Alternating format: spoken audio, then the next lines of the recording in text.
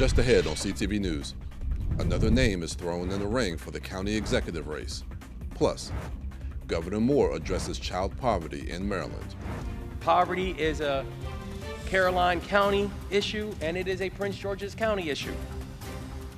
And 24 of the awards that we announced today will go towards community coalitions at the early stages of putting together their action plans to fight poverty. And the city of Greenville partners up with a friend from the North Pole. Those stories and more on CTV News, starting now.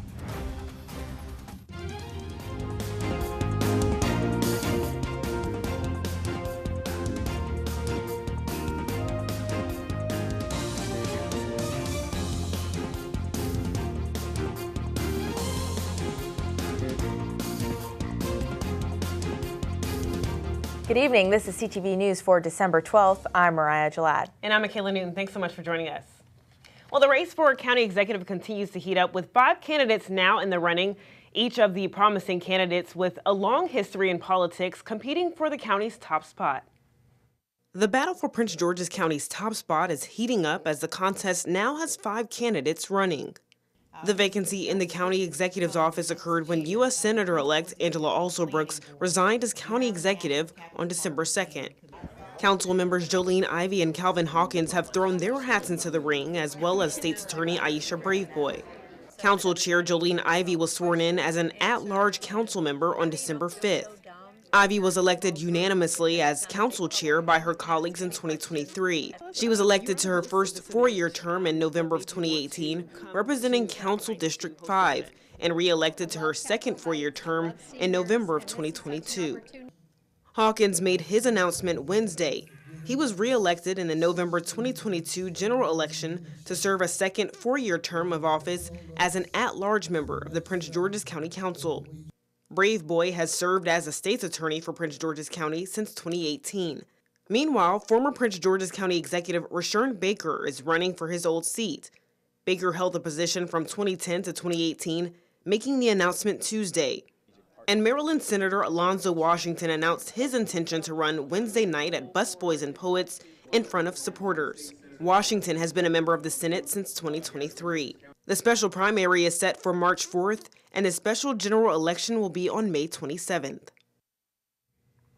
And all candidates running in this election have to file a certificate of candidacy by December 20th, and this election will be mail-in. Every registered county voter will receive a ballot and not have to go to a polling place. Meantime, Governor Wes Moore condemned the killing of United Healthcare CEO Brian Thompson, while also acknowledging the, quote, brokenness of the healthcare system. The suspect charged with the killing is a Maryland native, and when asked about the arrest, Governor Moore said he was happy to see the wheels of justice moving. Moore said from a young age he watched the healthcare system fail, like when his father passed because, the governor said, he didn't get the healthcare he needed. But Moore continued that the way to solve these issues is not by killing someone for the industry they are in or company they represent. This comes as viral social media posts have called suspect Luigi Mangione a hero. And President Joe Biden is commuting the sentences of nearly 1,500 formerly incarcerated people and pardoning almost 40 Americans convicted of nonviolent crimes. That's the single largest pardoning day of pardoning in modern history. Biden announced today the sentence commutations for people who were released from prison and placed on home confinement during the pandemic. And one of the 39 pardoned individuals is Arthur Byrd, a 58-year-old man from Clinton, Maryland, who pled guilty to nonviolent offenses at age 23. Well, Democratic Congress members are urging President Biden to strengthen legal protections for immigrants with temporary protected status and undocumented immigrants that came to the U.S. as children. Now, in Maryland, as many as 27,000 immigrants are in the state with temporary protected status, a designation for immigrants from countries that are considered too dangerous to return to, like El Salvador. Another 7,000 are in the state under the Deferred Action for Childhood Arrivals program. And President-elect Trump has threatened mass deportations for undocumented immigrants, and now advocates are urging Biden to renew protected immigrants' statuses before time runs out. Well, it's the end of an era at the FBI. Director Christopher Wray announced Wednesday that he plans to resign at the end of President Joe Biden's term in January, ending a 7-year tenure marked by political turbulence and high-stakes investigations. Wray says his decision came after weeks of careful thought as President-elect Donald Trump prepares to nominate Kash Patel as his successor. Wray tried to keep the FBI above politics despite leading the Bureau during Trump's 2 federal indictments, Biden family inquiries, and the Mar-a-Lago document search. In my view, this is the best way to avoid dragging the Bureau deeper into the fray while reinforcing the values and principles that are so important in how we do our work. Now, it should go without saying, but I'm going to go ahead and say it anyways. This is not easy for me. I love this place. I love our mission, and I love our people. But my focus is, and always has been, on us and on doing what's right for the FBI. Trump celebrated Wray's exit, calling it, quote, a great day for America. If confirmed, Patel will lead an unprecedented transformation at the nation's top law enforcement agency. Well, Bowie police are searching for 3 suspects connected to an armed robbery at Bowie High School this week. The incident happened around 2:45 Tuesday afternoon, and police are asking for the public's help in identifying the suspects and vehicles spotted at the scene. Now, no information has been revealed as to whether or not a student or staff member at the school was robbed, but anyone with any information is asked to call 240-544-5700. Well, in October, 15 Salisbury University students were charged with a hate crime in connection to an attack on a gay student off campus. Yesterday, all but 3 of those students had their hate crime charges dropped.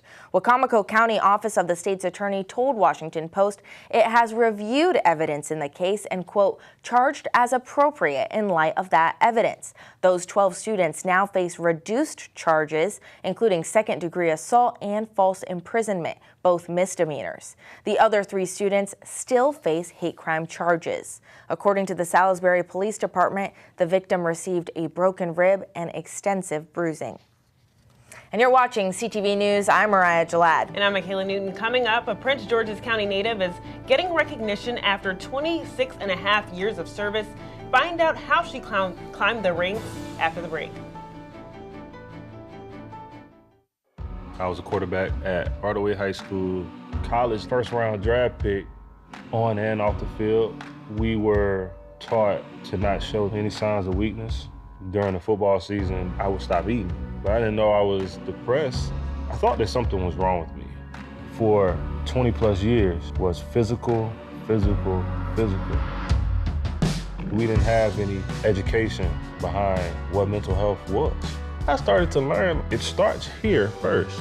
If this is together, I'll be better as a father, as a man, and as a husband. Put the importance on your mental health. I'm not scared to talk about it anymore. The first tool is therapy. The second one is positive self-talk. And then journaling, putting your thoughts on paper. We have to redefine what being a strong man is and heal, love your mind. I tell my son, I love you every single day. I love you. Now, my dad has never said that to me. Not because he doesn't love me, but because culturally it wasn't comfortable for him. Now that he's a grandfather, he says, I love you to my son every time he sees him. My advice to all the fathers out there, forget the cultural restrictions. They grow up way too fast for you to waste even a single precious moment. Whether it's our stories, the warmth of our laugh, or our family's secret sauce, we all bring something different to the table. So make some space. The power of connection is waiting right outside your comfort zone. Learn how you can help strengthen your community at belongingbeginswithus.org/teamup.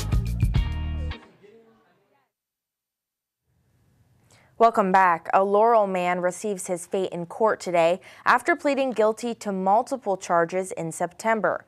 27-year-old Flavio Lanuza is sentenced to 10 years in prison in Montgomery County and 2 years in Prince George's. Lanuza admitted to stealing a state highway truck, crashing into multiple vehicles in both counties, and leading police on a high-speed chase back in February. His lawyer says his client feels deep remorse for the damage and disturbance he has caused. Medical records revealed Lanuza experienced acute brain dysfunction and was in a mental health crisis after a suicide attempt the day before the incident. Well, a restaurant manager in Montgomery County has been charged with fraudulently using a customer's credit card during her employment at a Brookville restaurant. This on your screen is 30-year-old Brooke Chambers from Rockville. According to police, the victim ate at Silo Falls restaurant in July and mistakenly left their credit card behind. Days later, the victim received a notification from their bank of several fraudulent purchases. Now, Chambers is being charged with theft and credit card-related charges, and anyone who believes they may have been a victim is urged to contact Montgomery County Police. And in a surprise turn of events, the recently passed senior property tax credit bill is expected to get suspended. Acting County Executive Tara Jackson and the County Council say they plan to work together to create a new bill that improves on the legislation that was passed last month. In order to do this, Jackson and the council will have to submit a joint resolution to suspend the current senior property tax credit bill. The new measure would give clarity for applicants, provide administration feasibility, provide fiscal responsibility, and ensure equitable access for seniors who need the tax credit. But the new legislation will get introduced at the start of the council's 2025 legislative session. And Governor Wes Moore comes to Prince George's to announce the state's investment to address child poverty. Through the Governor's Office of Children, 27 communities across the state have been selected as the first set of grant awardees for the Enough Act. The grant money will go toward creating safe communities, supporting families economically, and ensuring high-quality education.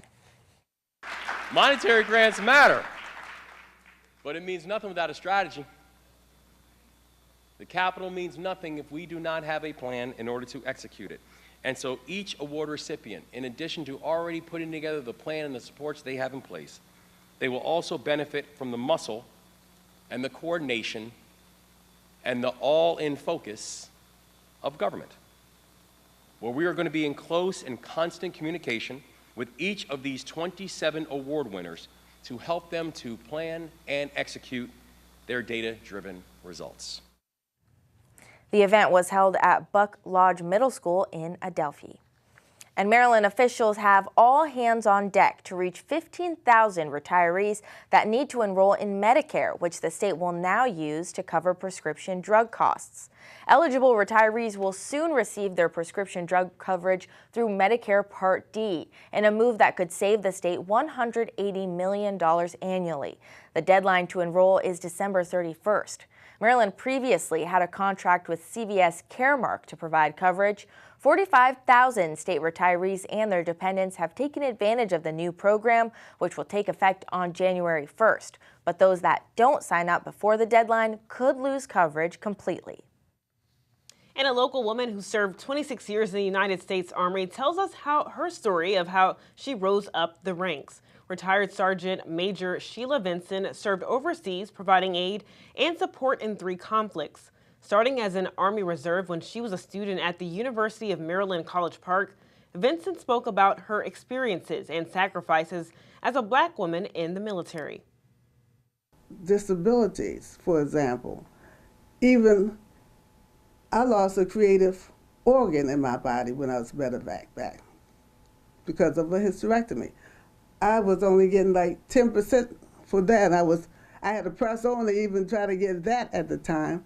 Whereas when I looked up in the records of the Army, when a male happened to have something go wrong with their creative organ, they would be entitled to 100%. So I think there are some changes that need to be made in the military. But I'm seeing now more opportunities.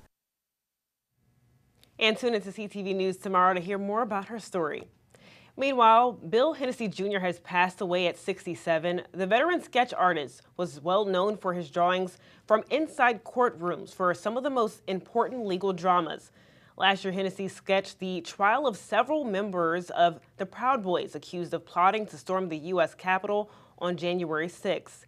He had a 40-year career, having a front row seat of history from the courtroom. And still to come on CTV News, a local filmmaker is highlighting the release of his new film. Find out what inspired him to make the film and where you can watch after the break.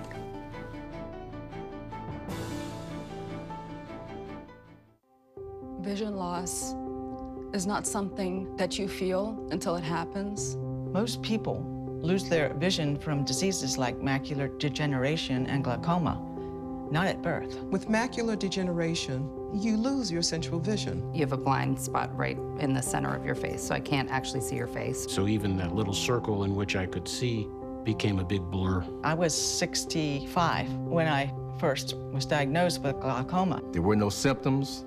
I had no headaches. 3 million Americans have glaucoma, and half don't even know it. 11 million people in the United States have macular degeneration. You lose mobility, independence, changes your entire life.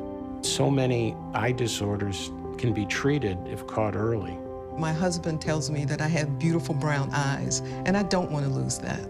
Make a plan today to get your eyes checked. Visit brightfocus.org to learn more. Diversity is in our nature. It is in nature, too. Biodiversity. It connects us and sustains us. But nature's biodiversity is at risk more than ever before, and the future of all life is in our hands. So what will you do? Love it or lose it? It is so hot out today, but I'm about to get this hike in, and I just had to show you the view. Beautiful. Yo, you should come out here. We came outside to unwind. Oh, wow. What's the laptop? Transmission. We outside, come find us.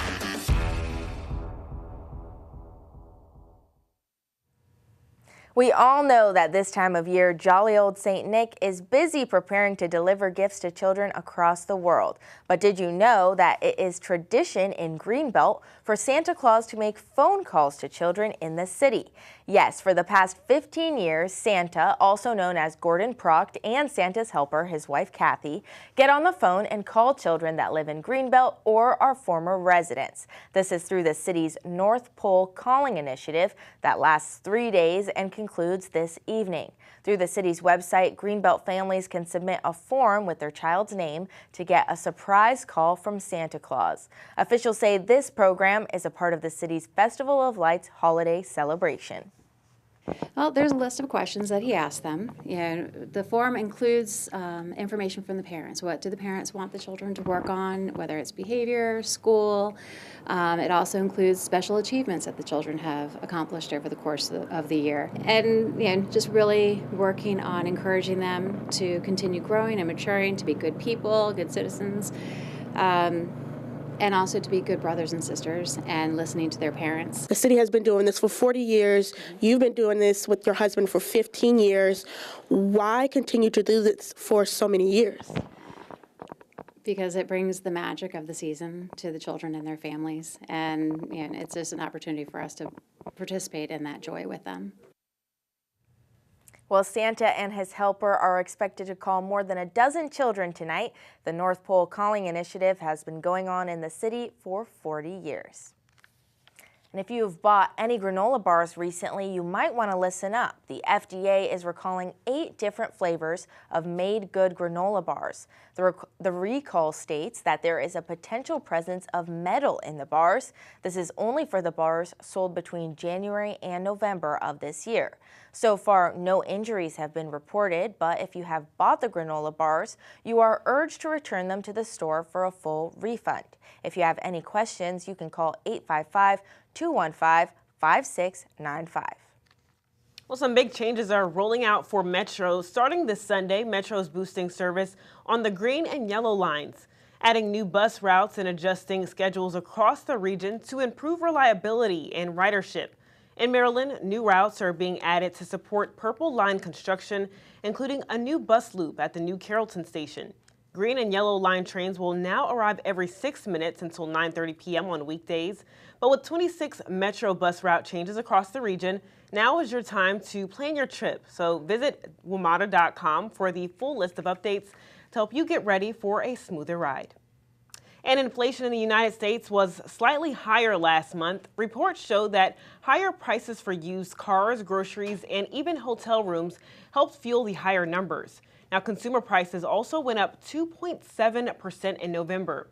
Core prices, which refer to the price change of goods and services, excluding food and energy, went up 3.3%. The Federal Reserve will soon have to decide whether to increase interest rates or cut them. Well, a local film director now has a film on streaming website and app Tubi.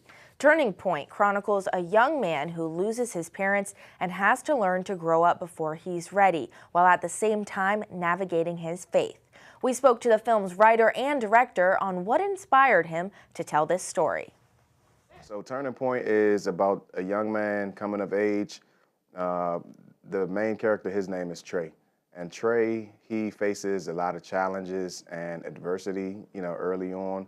He kind of grows up, with both parents, being in the home, and he just faces, challenges in his world, gets turned upside down. So the youth really needs to look at this project because it shows them that through, education and that through their faith, they can make it out of any situation that they may find themselves in.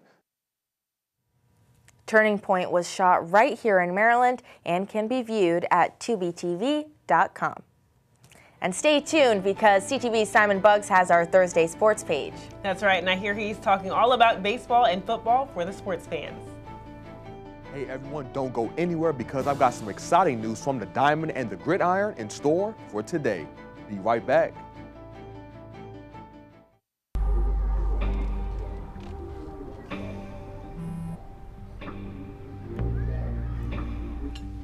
I don't know why you're so sad. You've got a roof over your head. Bro, you gotta stop with that depression stuff. That's a white people thing. Escúchame, en esta casa los hombres no lloran.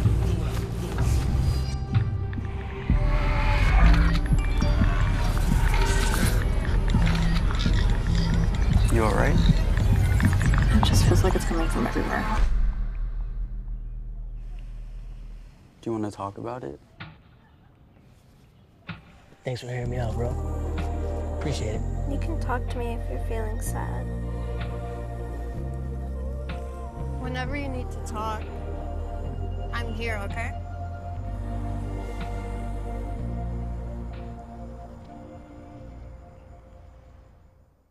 Are you a Maryland homeowner struggling to pay your mortgage or other housing-related bills due to the COVID-19 pandemic? The state of Maryland is offering free help through the Homeowner Assistance Fund. You may be eligible for financial assistance for past due mortgage payments, property taxes, home insurance, HOA fees, and more. You can even apply for help with emergency home repairs. Visit homeownerassistance.maryland.gov or call 833-676-0119 to learn more.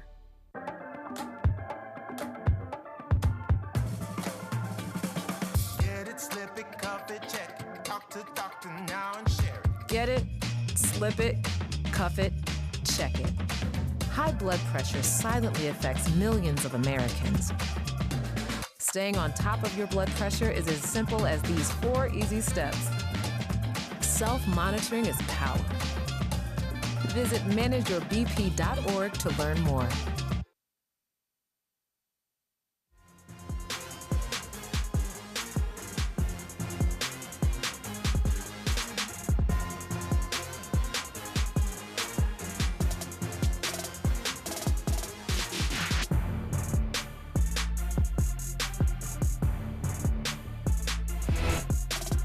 Okay, people, get hyped because it's finally time for your Thursday sports page. We're now a couple of months removed from the Orioles season being in the books. And this past season, the Birds put together another solid year. Baltimore won over 90 games for the second time in a row and made it to the playoffs, but unfortunately was swept in the first round by the Kansas City Royals. Orioles manager Brendan High spoke recently and reflected on the team's performance in 2024 and what his goal is for the team moving forward. Well, I wish we would have done a little bit better in the postseason.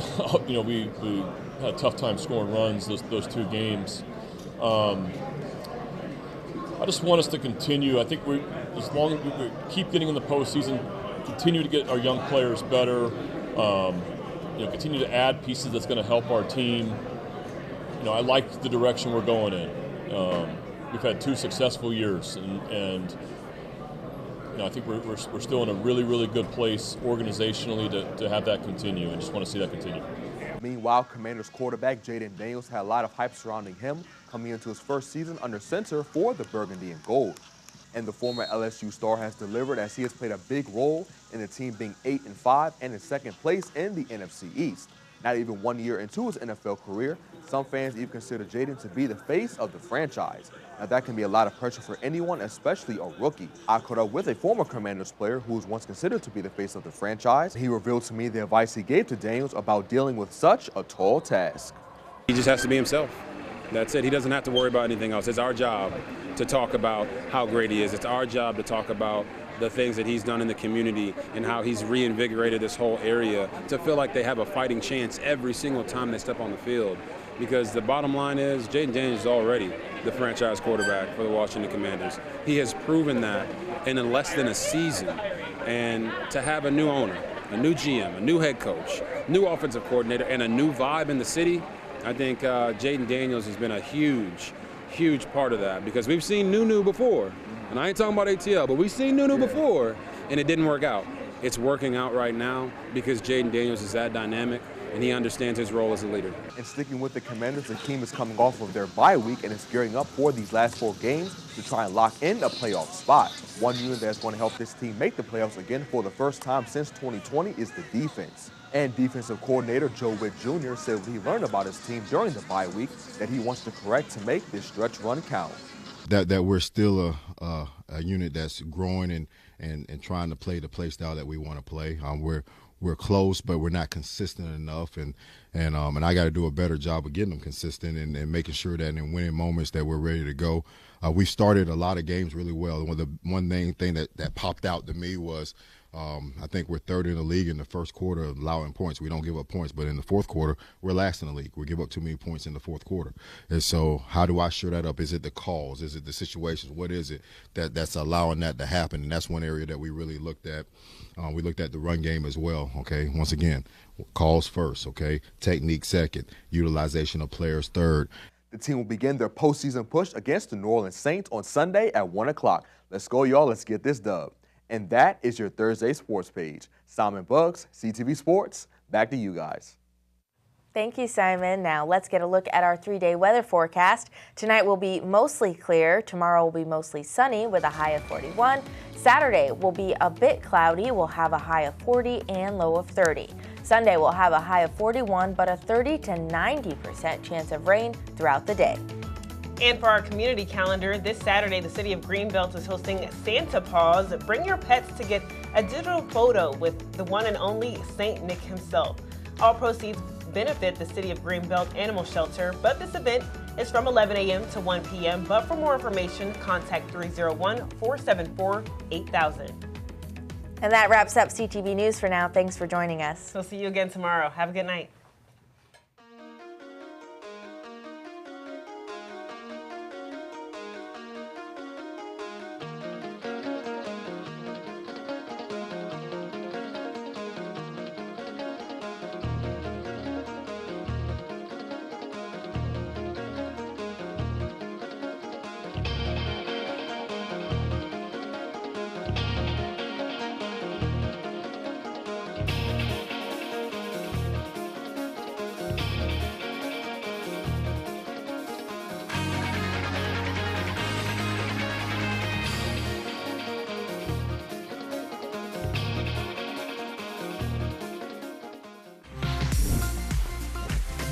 Hi, I'm Leland Melvin, and I travel to space twice as a NASA astronaut.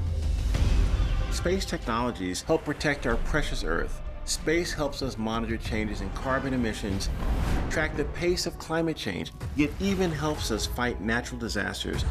Make sure that you get out to your local science museum or go to spaceforall.us to explore and learn about space and science. Space is for all.